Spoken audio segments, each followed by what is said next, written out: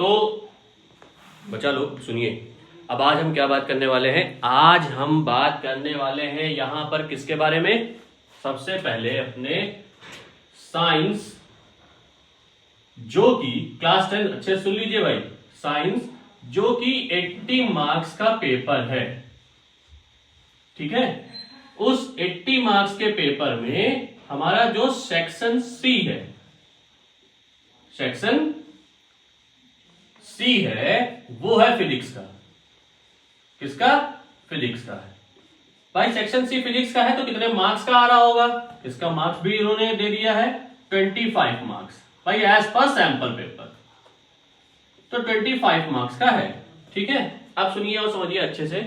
जब वो 25 मार्क्स का है तो अब यहां पर बोर्ड की प्रिपरेशन करने से पहले हमको हमारे चैप्टर्स पता होने चाहिए, चैप्टर्स के कुछ इंपॉर्टेंट टॉपिक्स पता होने चाहिए, ठीक है। और फिर उस पर हम काम करते हैं, ठीक। तो आइए सबसे पहले देखिए हमारा जो चैप्टर 1 है, मतलब इसका फिजिक्स का चैप्टर 1, वैसे तो एनसीईआरटी के अकॉर्डिंग तो चैप्टर दूसरा ही होगा क्योंकि ओवरऑल साइंस है वो। तो जो सबसे पहला है वो है लाइट।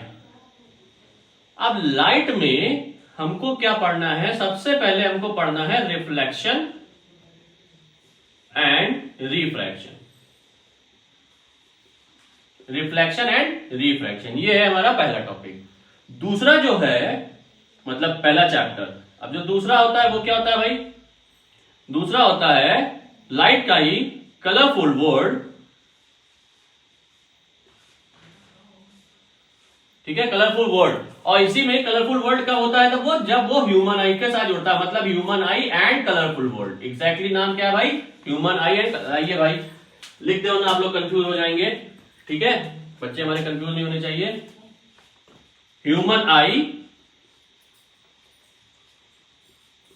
एंड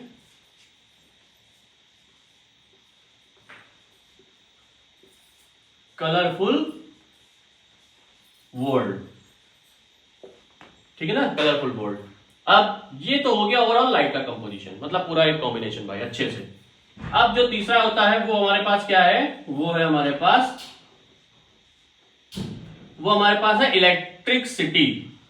भाई इलेक्ट्रिसिटी याद रखिएगा, इसमें इलेक्ट्रिक करंट के बारे में पढ़ेंगे, बाकी सब पढ़ेंगे। और साथ ही साथ इसी में हीटिंग इफेक्ट का भी कॉन्सेप्ट है, ठीक है। इसी में हीटिंग इफेक्ट का कॉन्सेप्ट है। फिर आपके फिजिक्स में ओवरऑल कितने चैप्टर हैं? फिजिक्स में ओवरऑल 4 चैप्टर है, ठीक है ना। चैप्टर ये है इलेक्ट्रिसिटी का पार्ट, ये अगर हम देखें तो इसका ये पार्ट 1 हो जाएगा। इसी का जो पार्ट 2 होगा वो क्या है? वो मैग्नेटिक इफेक्ट है। क्या है वो? Magnetic effect of an electric current, of an electric current.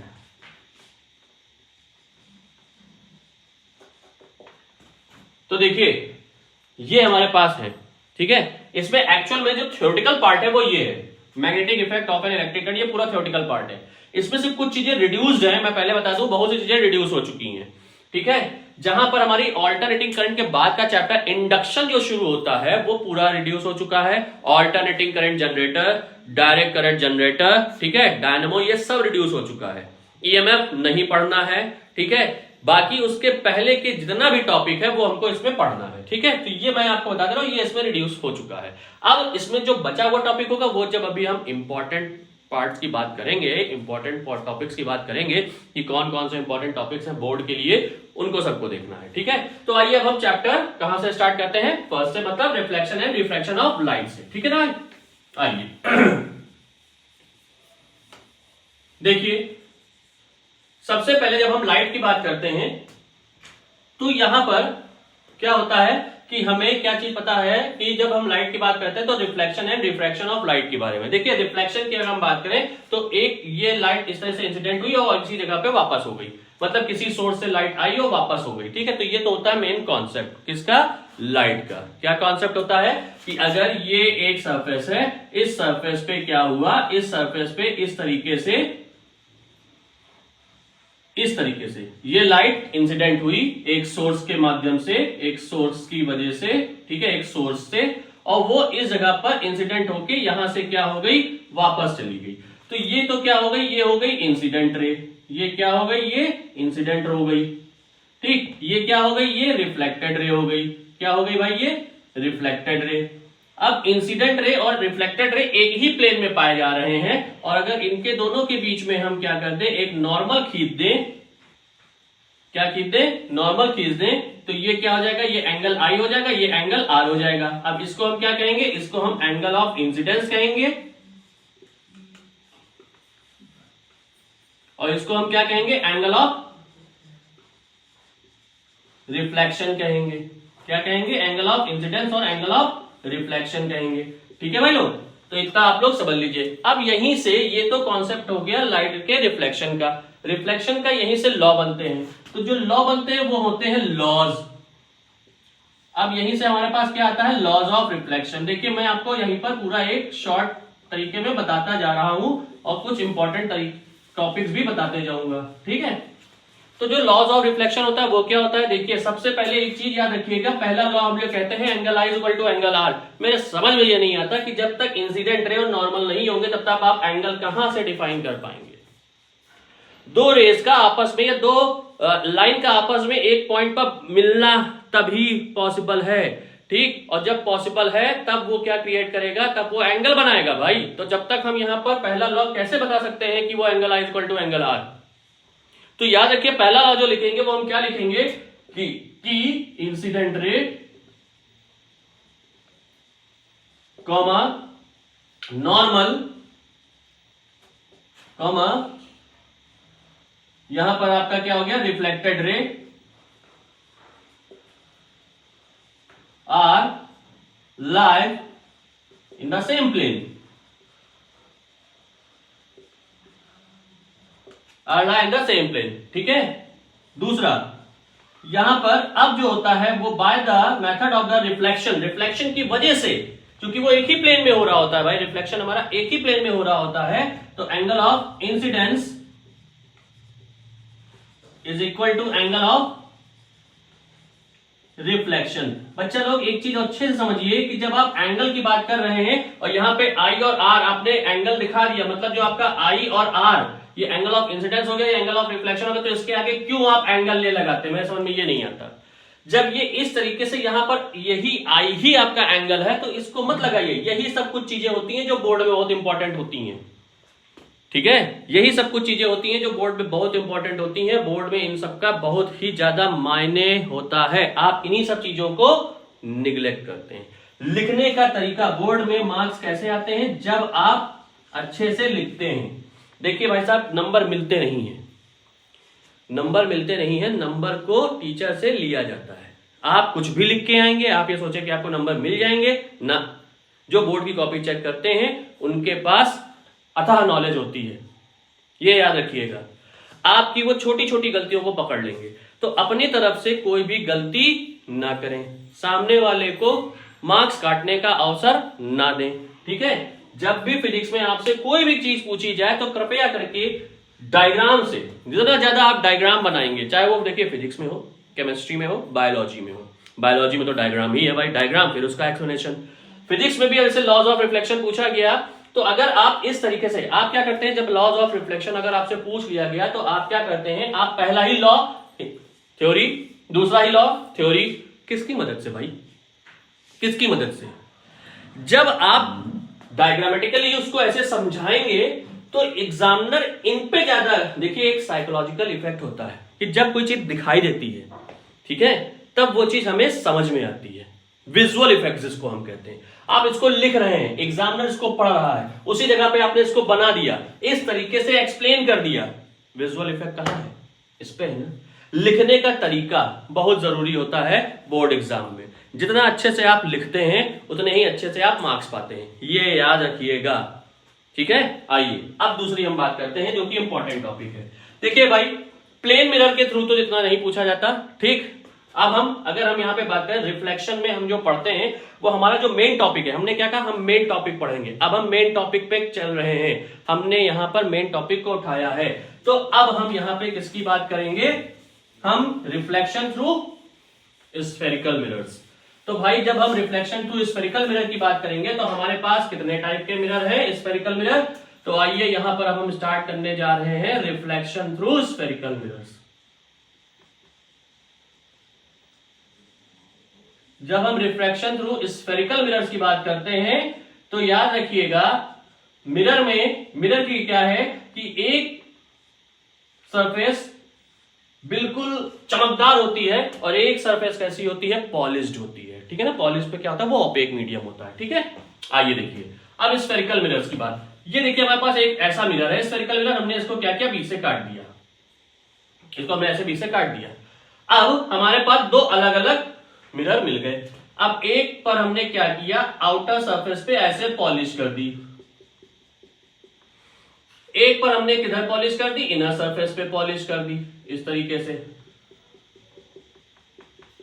तो हमारे पास दो अलग अलग मिरर मिल गए। ठीक, अब इनको हम क्या करते हैं, सेपरेटली समझते हैं। आइए देखिए भाई, जिसपे बाहर की तरफ पॉलिश की थी वो ये वाला है, ये हम थोड़ा सा ऐसे प्लेन खींच दे ताकि हमको पता चले। ठीक है ना, ये हमने क्या किया था, बाहर की तरफ इस पे पॉलिश ऐसे कर दिया था। अब जब बाहर की तरफ ऐसे पॉलिश किया था तो इनर सरफेस ये है पॉलिश्ड सरफेस। कौन सी सरफेस, पॉलिश्ड सरफेस। ठीक, और ये जो सरफेस है, जो इनर सरफेस है, वो रिफ्लेक्टेड सरफेस है। वो कौन सी सरफेस है, रिफ्लेक्टेड सरफेस है। अच्छे से समझ लीजिए, काम यहीं पर हो जाएगा। जो भी चीज आपकी छूटी होगी, जो भी चीज आपको समझ में नहीं आई होगी, वो सारी चीजें समझ में आ जाएंगी अब। ठीक है ना, यहां पर चूंकि ये मिरर है तो मिरर का ये पहला पार्ट M1, ये दूसरा पार्ट M2, ये इसका पहला गेट का पहला पॉइंट, दूसरा पॉइंट, तो उसको हम क्या कहेंगे, अपर्चर कहेंगे। M1 M2 is known as the aperture. ठीक है ना भाई। अब देखिए अपर्चर के मिड में कहीं पर एक पॉइंट होता है, उसको हम क्या कहते हैं, पोल। क्या कहते हैं, पोल। उस पोल से जो हॉरिजॉन्टल लाइन गुजरती है इमेजिनरी, उसको हम क्या कहते हैं, उसको हम कहते हैं, बोलिए भाई, प्रिंसिपल एक्सिस। क्या कहते हैं, प्रिंसिपल एक्सिस। ये हमारी क्या हो गई, ये हमारी पीए हो गई। पीए मतलब प्रिंसिपल एक्सिस। ठीक है ना, पर्सनल असिस्टेंट नहीं भाई, प्रिंसिपल एक्सिस। ठीक है, आइए अब देखिए यहां पर ये जो इस तरीके से कट कर रहा है, बिल्कुल बीच से हमने काटा था, तो ये उसका क्या हो जाएगा, ये उसका हो जाएगा सेंटर ऑफ कर्वेचर। क्या हो जाएगा, COC, सेंटर ऑफ कर्वेचर। ठीक है, अब सेंटर ऑफ कर्वेचर और पोल के बीच में जो पॉइंट पाया जाएगा वो क्या होगा, वो उसका होगा फोकस। क्या होगा, फोकस। फोकस को कैपिटल F से दिखाते हैं। देखिए इतनी चीजें आपने यहां पे देख ली। अब देखिए कॉनकेव, ये मिरर कौन सा है, इसको अब हम कहेंगे कॉनकेव मिरर। Concave mirror. ठीक, कौन सा मिरर भाई, कॉनकेव मिरर। ठीक है भाई, जिसके आउटर सरफेस पे पॉलिश होती है, इनर सरफेस उसकी कैसी होती है, रिफ्लेक्टेड होती है, तो वो अलग मिरर कौन सा कहलाता है, वो कॉनकेव मिरर कहलाता है। आपने फोकस के बारे में जान लिया, सेंटर ऑफ कर्वेचर के बारे में जान लिया, और पोल के बारे में जान लिया।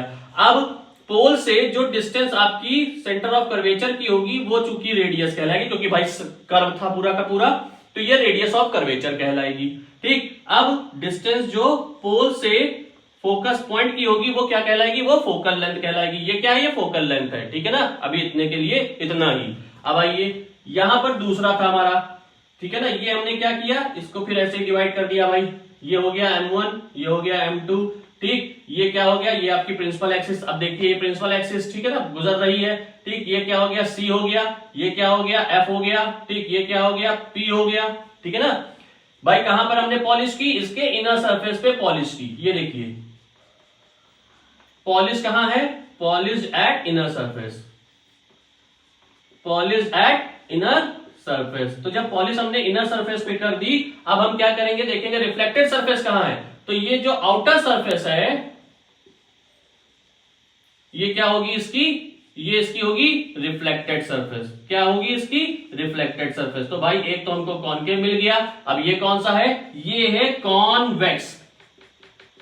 ये कौन सा मिरर है, ये कॉन्वेक्स मिरर है। ठीक है ना, कॉन्वेक्स मिरर के कहां पे पॉलिश होगी, कॉन्वेक्स मिरर के इनर सरफेस पे पॉलिश होगी। याद रखिएगा, कॉनकेव के कहां पे पॉलिश होगी, कॉनकेव के आउटर सरफेस पे पॉलिश होगी। इतना हमको पता चल गया अच्छे से। अब कुछ चीजें हम समझते हैं यहां पर। अब इसमें हमने जब कॉनकेव और कॉन्वेक्स समझ लिया, अब हम यहीं पर देखेंगे कि अब इस मिरर की और क्या खासियत है। आइए थोड़ा सा इसको मिटाते हैं, यहीं पे समझ लेते हैं। ठीक है भाई, चलिए अब देखिए यहां से चूंकि ये फोकस है, अच्छे समझ लीजिएगा भाई, क्योंकि यहीं से जब आप समझेंगे तो चीजें आपको समझ में आ जाएंगी। कन्वर्जिंग और डाइवर्जिंग प्रॉपर्टी भाई इंपॉर्टेंट हम लोग समझ रहे हैं, तो इंपॉर्टेंट पॉइंट को समझ रहे हैं। सबसे ज्यादा इंपॉर्टेंट पॉइंट अभी तक कुछ नहीं था, अब है। क्या है वो? कन्वर्जिंग और डाइवर्जिंग प्रॉपर्टी, क्योंकि कन्वर्जिंग प्रॉपर्टी लेंस में भी है, कन्वर्जिंग और डाइवर्जिंग प्रॉपर्टी मिरर में भी है। जब इंफिनिटी से रेस चलती हैं किसी ऑब्जेक्ट से इस तरीके से, जब इंफिनिटी से कहीं से रेस चलेंगी इस तरीके से, ठीक है ना, ऑब्जेक्ट से, ठीक, यहां भी चला दीजिए भाई, रिफ्लेक्टिंग सरफेस तो यही है ना, इधर से चलेंगी, ठीक। तो क्या होगा? तो ये भाई साहब कॉनकेव वाले इसको कन्वर्ज कर देंगे। किस, देखिए ये इसको क्या करेंगे, इसको ऐसे कन्वर्ज कर देंगे, इस तरीके से कन्वर्ज कर देंगे, ठीक है ना। ये क्या करेंगे, ये सारी रेस को अपने फोकस पर कन्वर्ज कर देंगे। तो ये क्या करेंगे, ये all rays converge at one point where F. ये भाई साहब क्या करेंगे, ये इसको ऐसे डाइवर्ट कर देंगे, ठीक है ना। मतलब ये आफ्टर कन्वर्जिंग कहां से पास होगी, फोकस से पास होगी। ये कहां से अगर आप देखें तो ये तो डाइवर्ट कर देंगे, तो जब कहीं आप इसको पीछे बढ़ाएंगे, इस तरीके से पीछे बढ़ाएंगे, तब जाके ये दिखेगी कि हाँ ये कहीं पर फोकस पे आती हुई लग रही है, मतलब फोकस ऐसे निकलती हुई जा रही है, ठीक है। तो ये क्या कर रहे हैं, ये डाइवर्ट कर दे रहे हैं। कौन? कॉन्वेक्स मिरर, ठीक है ना। तो जब ये डाइवर्ट कर रहे हैं, ये कन्वर्ज कर रहे हैं, तो अब कन्वर्जिंग की वजह से ये कौन सा मिरर हो गया, कन्वर्जिंग मिरर हो गया। कौन हो गया? Converging mirror. ये कौन हो गए? कॉन्वेक्स डाइवर्जिंग मिरर हो गए। कौन हो गए? कन्वर्जिंग और डाइवर्जिंग, ठीक है ना। तो कन्वर्जिंग और डाइवर्जिंग यहां पे हो गया। बोर्ड के पहलू से सबसे ज्यादा जो क्वेश्चंस बनेंगे या बन सकते हैं वो कन्वर्जिंग और डाइवर्जिंग। कन्वर्जिंग और डाइवर्जिंग प्रॉपर्टी जो होती है मिरर की, वहीं पर आपको सबसे ज्यादा कंफ्यूजन होता है कि कौन सा मिरर कन्वर्जिंग है, कौन सा मिरर डाइवर्जिंग है। इसी से कई क्वेश्चंस बनते हैं। अगर आपने एक स्पून देखा है, स्पून में अपनी फेस देखी, अपनी शक्ल देखिए, तो आपको वहां पता चलेगा कौन सा सरफेस कॉनकेव है, कौन सा सरफेस कॉन्वेक्स है, ठीक है ना। वहीं से वो प्रैक्टिकल एग्जांपल लेंगे, ठीक। तो यहां पर आप कुछ चीजें अपने दिमाग में रखिए कि कौन सी चीजें हम देख रहे हैं, कहां पर देख रहे हैं, किस तरीके से देख रहे हैं। हमारे बाइक के जो साइड मिरर्स होते हैं वो कौन से हैं, रियर व्यू मिरर जो होता है वो कौन सा है, ठीक है।